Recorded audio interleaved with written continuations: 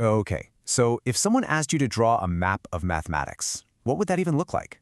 Just like a single giant mountain of equations? Well, today, we're going to go on a little expedition to chart this massive world. And you're going to see it's less like one mountain and way more like an entire continent, full of these really strange and beautiful landscapes. For most of us, right, math feels like this one single massive subject. But it's not one mountain at all. It's an entire continent of different worlds, and each one has its own language, its own terrain. The reality is just so much more diverse than you'd ever imagine. For instance, did you know there's an entire field called knot theory?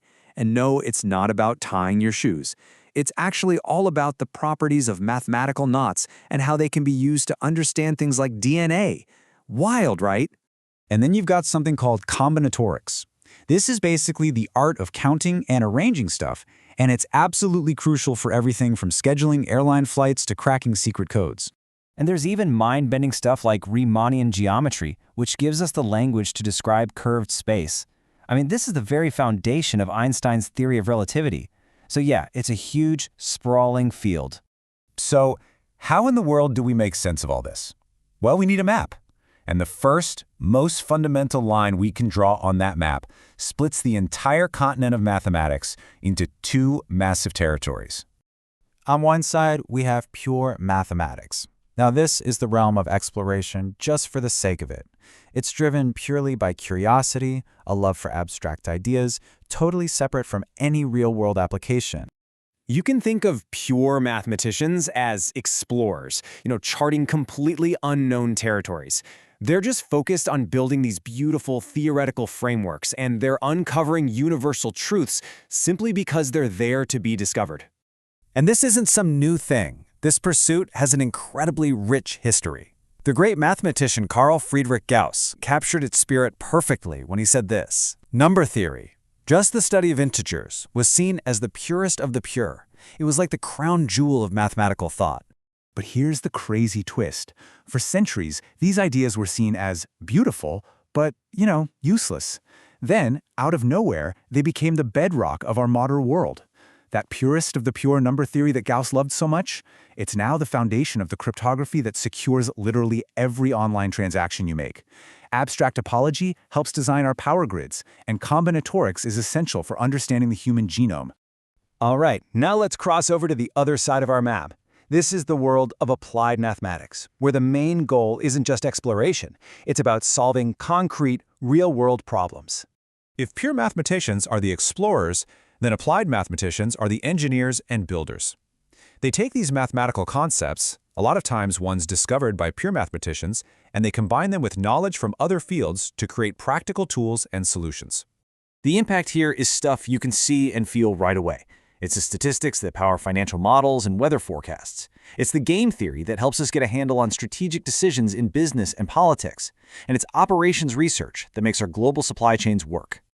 So it sounds like we have this great divide, right? Pure math for ideas, applied math for problems. But in reality, the border between these two worlds is super porous. Ideas are constantly flowing back and forth, influencing and enriching each other all the time. And here's the crucial point. Even though their starting points are different, they're fundamentally connected. Think of it like a river. Pure math is the source. It's the mountain spring of new ideas. Applied math is the powerful engine that harnesses that river's flow to build cities and power our world. A perfect example of this is something called Fourier analysis.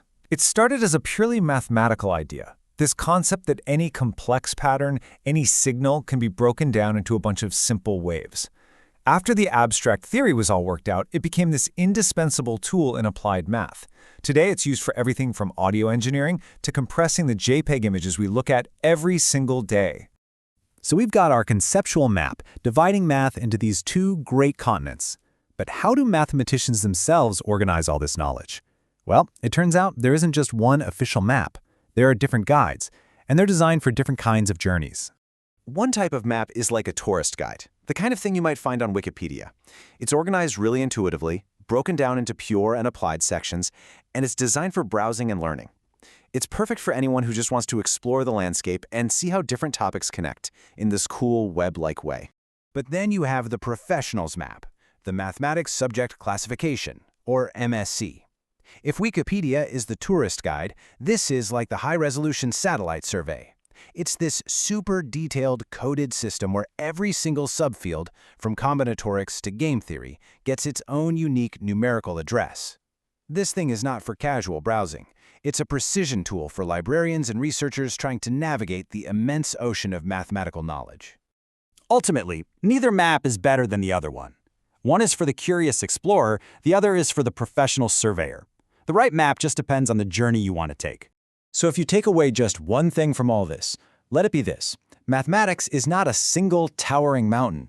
It's a vast, dynamic, and interconnected landscape, a world of pure, abstract exploration that is constantly feeding a world of powerful, real-world application.